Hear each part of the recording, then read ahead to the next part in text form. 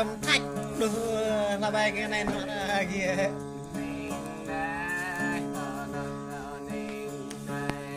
coi thử ra kia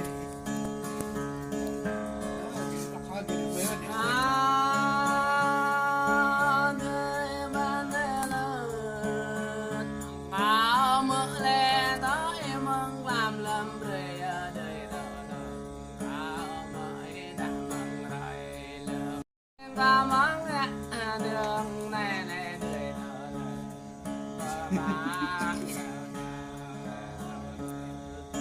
rồi ta ngày này là một cặp đùi rồi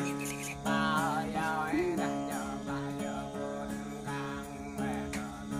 bao giờ ấy giờ càng mẹ buồn chẳng nhớ đã còn lo chẳng nhớ để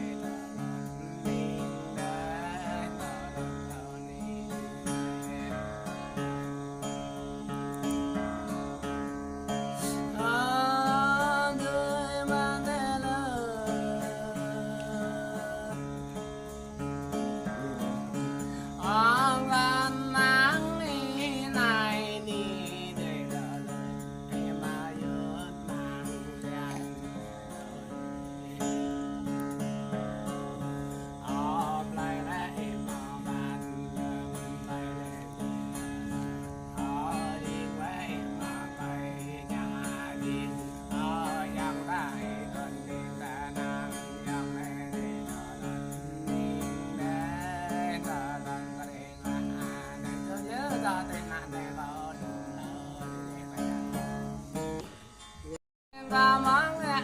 đường này này đời